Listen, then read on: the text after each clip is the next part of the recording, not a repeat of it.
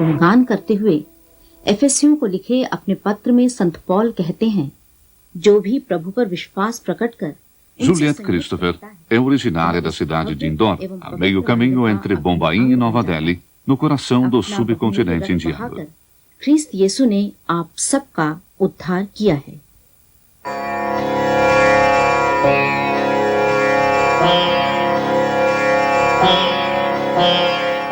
Ela acaba de gravar uma transmissão do programa em língua hindi. Quando essa transmissão for ao ar, no Vaticano será já noite, mas no seu país, a Índia, serão por volta das 7 horas da manhã, um dos horários de maior audiência.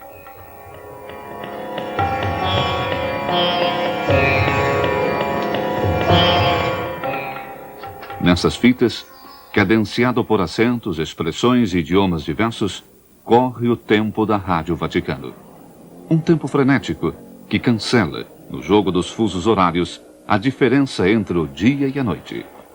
É o tempo de uma emissora radiofônica. Há 60 anos, como se fosse um único dia.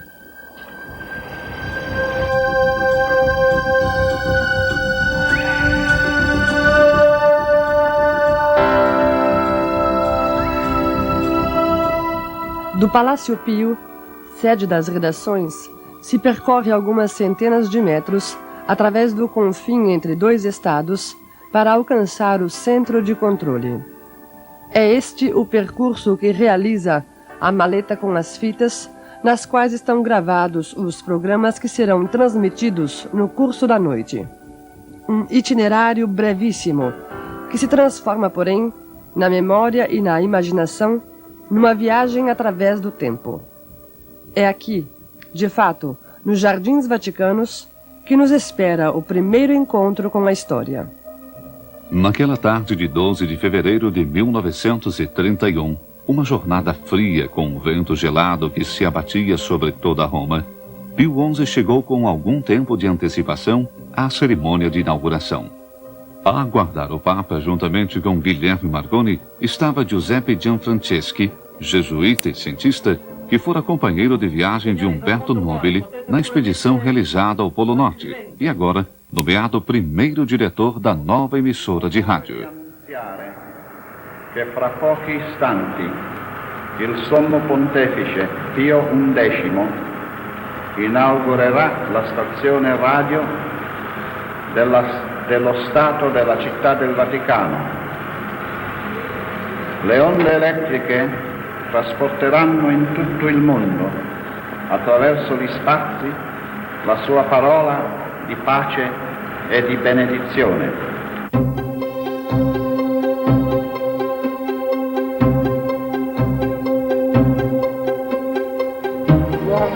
Dei consiglio succedimos in loco principis apostolorum. Ouçam e escutem, ó povos distantes. A mensagem do Papa era escrita em latim, língua universal da Igreja, e era destinada a chegar muito longe através de um instrumento moderníssimo.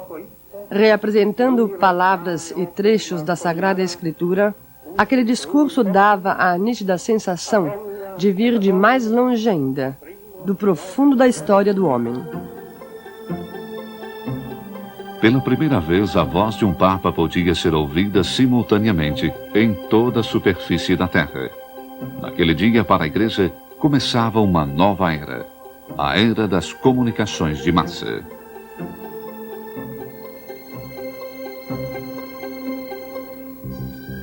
Hoje, a sede do edifício Marconi ainda é operativa, mesmo se para hospedar suas próprias estruturas, a rádio tenha sentido necessidade de espaços mais amplos.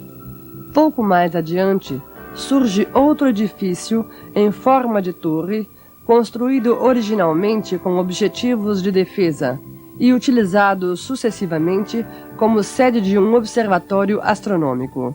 No seu interior se encontra atualmente o Centro de Controle da Rádio Vaticano. É aqui que, todas as noites, as fitas com os programas provenientes das diversas redações são preparadas para a transmissão. Através de uma ponte de rádio, o sinal alcança o centro transmissor de Santa Maria de Galéria, uma área de 440 hectares, repleto de antenas e torres de transmissão, tendo como pano de fundo o sugestivo cenário dos campos que circundam Roma. Também aqui, ao anoitecer, tudo está preparado para as transmissões noturnas.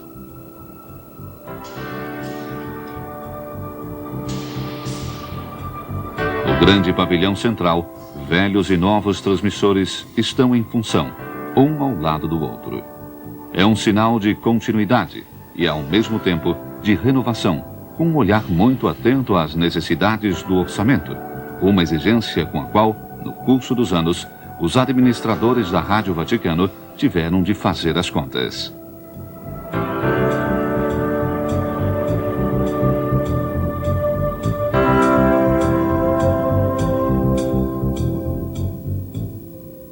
Neste cenário silencioso, durante toda a noite, as grandes antenas de Santa Maria de Galéria transmitem para todo o mundo a voz, ou melhor, as vozes da Rádio Vaticano. Uma rádio que, amadurecida, fala hoje em 34 línguas diversas. E no Palácio Pio recomeçam as atividades.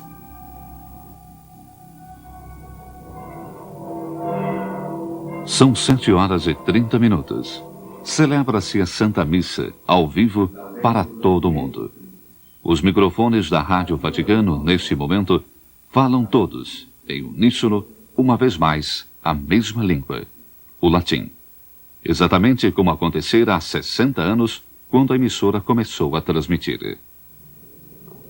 Celebramos missam pro concordia povenda in prefazione de unità. Hoje em dia, as liturgias são oficiadas numa capela especialmente estruturada, isolada e acusticamente acondicionada. Mas em tempos passados, nas origens da rádio, a missa era celebrada nas criptas vaticanas sobre o túmulo de São Pedro. Daquele local, único e central na experiência do catolicismo, as ondas eletromagnéticas difundiam pelo mundo através do éter a mensagem e as sugestões de unidade.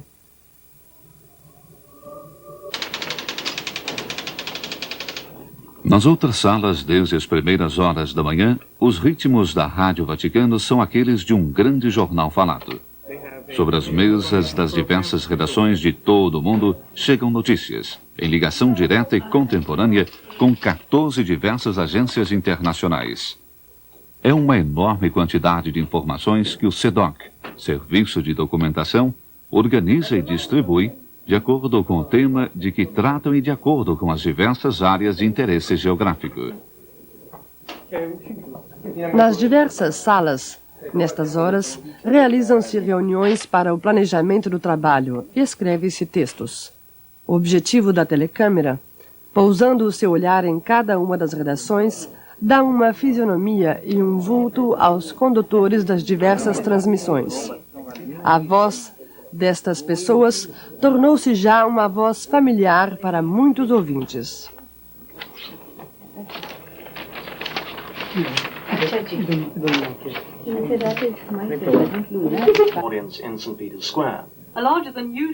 Um após outro, os locutores se aproximam dos microfones. Será assim até o fim da tarde, numa sucessão de gravações e de transmissões ao vivo.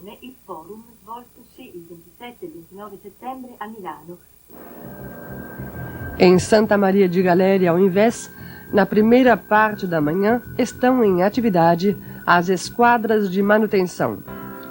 As antenas e transmissores trabalharam sem cessar durante toda a noite, acompanhando as horas do dia no seu escorrer cadenciado.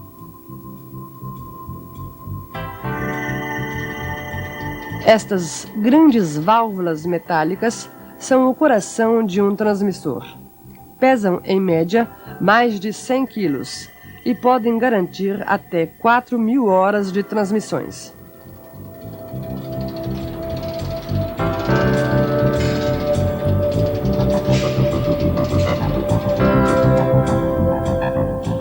O trabalho de manutenção num centro como o de Santa Maria de Galéria revela-se complexo e articulado. Juntamente com as máquinas de diversas gerações coexistem, de fato, antigas e novas formas de profissionalismo. É necessária uma constante atualização para estar passo a passo com as mais avançadas tecnologias. Mas são necessários também um pouco de fantasia, espírito de iniciativa e talento artesanal, como aqui, na oficina mecânica. É um verdadeiro e próprio laboratório, onde se constroem e, se necessário, se modificam os componentes de reposição para aparelhagens, às vezes um tanto velhas, mas ainda válidas e eficientes. Progresso e tradição, tecnologias e recursos humanos, virtude e necessidade, com o tempo acabaram por fundir-se. Tudo isso confere um caráter de unicidade ao centro transmissor de Santa Maria de Galéria, e com ele a toda a estrutura da Rádio Vaticano. Quarta-feira no Vaticano é dia de audiência geral. Às 10h30, tudo está pronto para a transmissão. O fragor dos aplausos, o entoar dos cantos e o rumor da multidão constituem a melhor sigla de abertura de um programa ao vivo. É importante, nesses casos, transmitir aos ouvintes a sensação de encontrar-se também eles no local em que se realizam os eventos. Com o pontificado de João Paulo II, os microfones da rádio tornaram-se itinerantes. As viagens pontifícias são feitas com grande entusiasmo, festivos acolhimentos e sucessivas ambientações.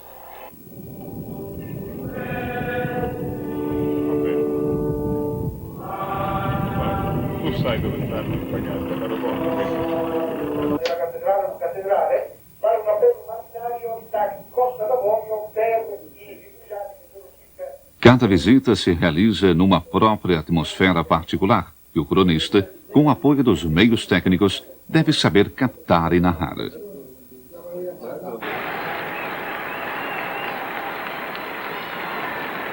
Existe uma constante nota sonora, quase que uma música de fundo, que acompanha as transmissões feitas da Praça de São Pedro.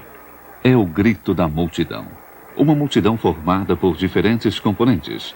Uma multidão heterogênea, proveniente dos mais diversos países. Um grito universal, cosmopolita, como as vozes que o exprimem. São as vozes da Praça de São Pedro.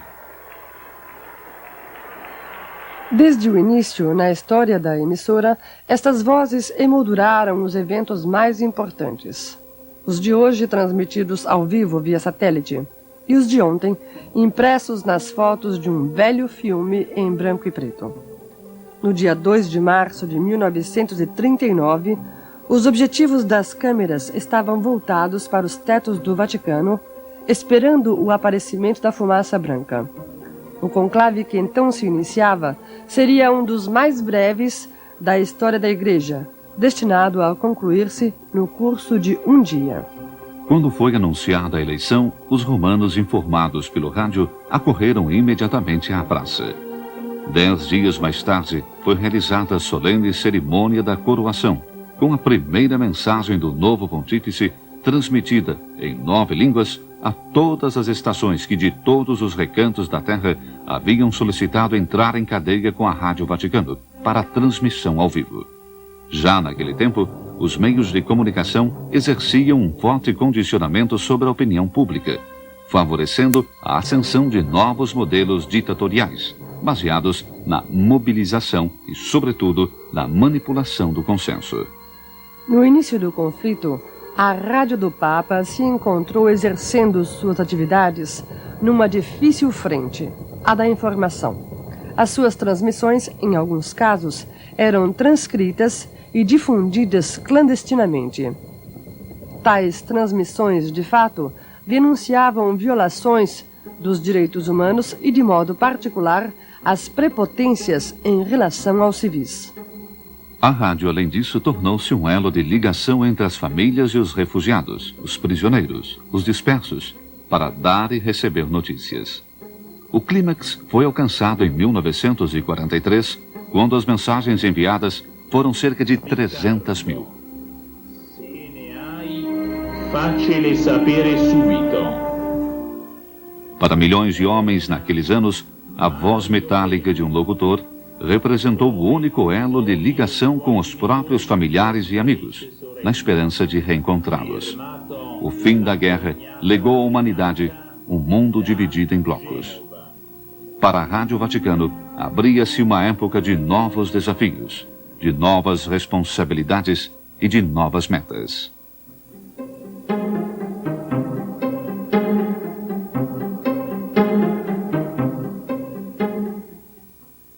Os ponteiros do relógio da história nos levam novamente à crônica.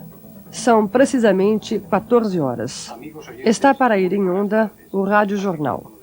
O noticiário começou a ser transmitido com frequência regular imediatamente no pós-guerra.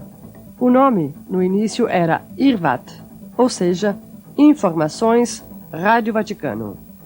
O objetivo do programa, como demonstra a sigla, era o de informar com tempestividade e respeitabilidade sobre as principais iniciativas da Sé Apostólica, sem o risco de condicionamentos externos. Atualmente, o Rádio Jornal é transmitido em 7 línguas. A difusão das notícias no curso desses anos favoreceu os contatos e as relações entre as diversas igrejas locais. As distâncias geográficas encurtaram-se e aumentou o espírito de comunhão.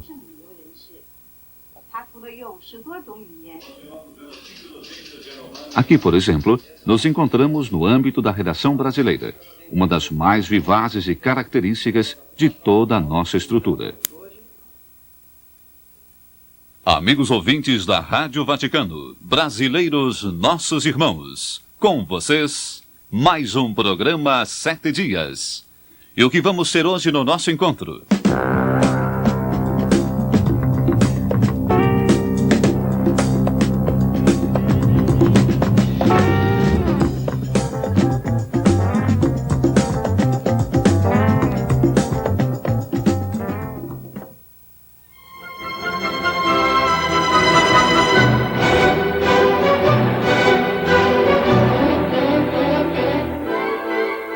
Num domingo de outubro de 1957, Pio XII inaugurava o Centro de Transmissões de Santa Maria de Galéria. Naquela ocasião, a sua viagem para esta inauguração foi a mais longa de seu pontificado, apenas 27 quilômetros da residência de Castel Gandolfo até o centro. As novas instalações permitiam à rádio alcançar diretamente, com o seu próprio sinal, os lugares mais distantes. O Concílio Vaticano II, de fato, realizado dali a alguns anos, teria mobilizado energias e entusiasmos, relançando em escala universal o papel e a missão do catolicismo. Enquanto se alçavam novas barreiras a dividir os povos e os estados, a Igreja do Concílio, acompanhando a intuição de João XXIII, abria-se ao diálogo e ao confronto.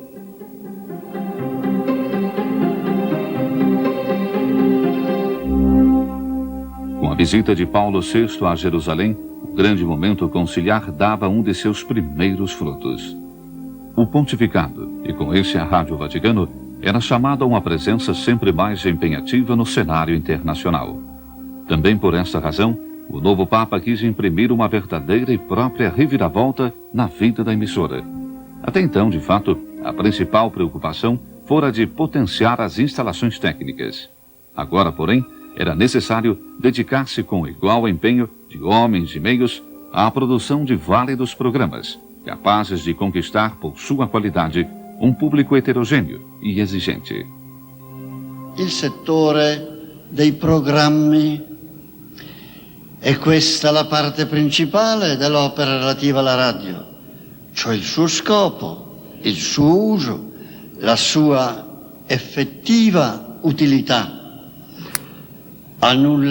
O setor de produção nos últimos anos viveu um constante crescimento.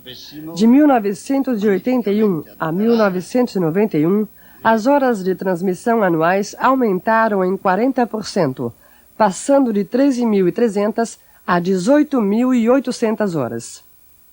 Uma particular atenção, neste âmbito, foi dirigida ao aspecto formativo, em consonância com as necessidades da nova evangelização.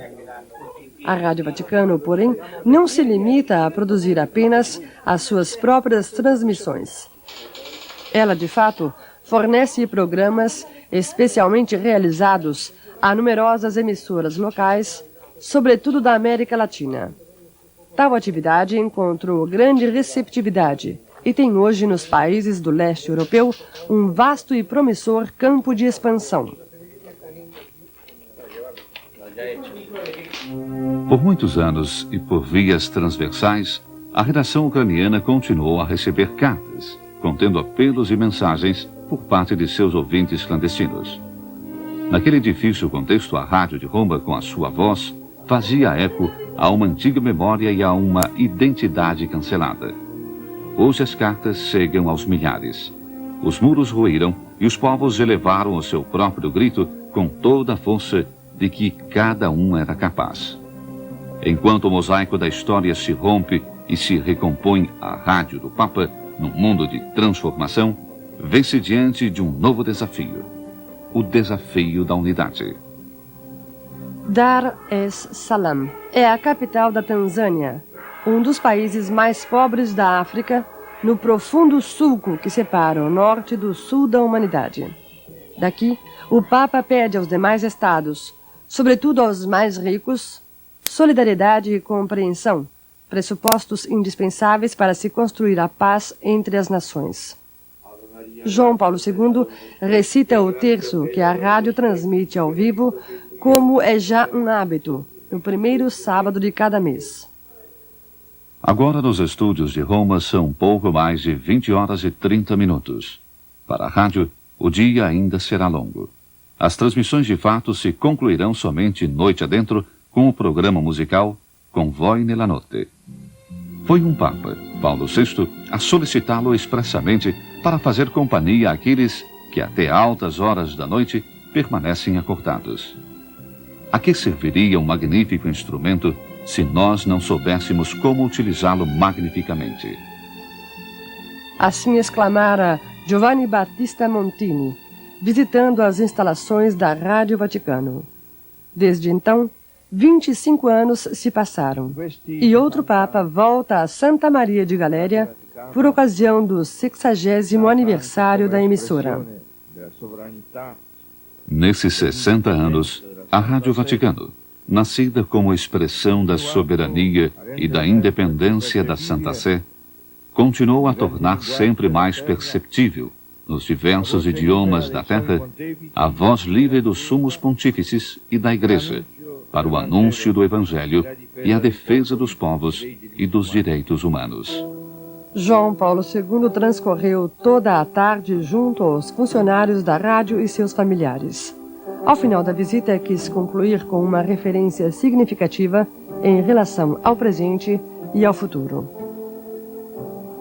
Fazendo-se peregrina com o Papa Peregrino, disse, a emissora vaticana apresenta-se hoje como intérprete original daquela solicitude missionária que, desde o início do pontificado, me levou a viajar até os extremos confins da terra.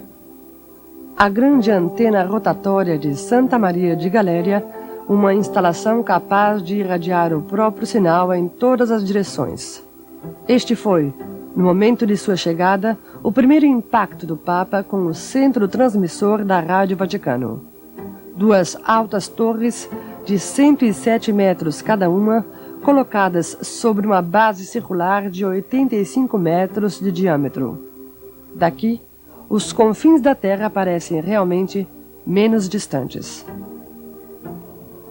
Santa Maria de Galéria, com a sua paisagem de silêncios milenares e a sua voz de acentos multiformes, com a sua tecnologia moderna e antiga e os seus homens, especialistas e criativos.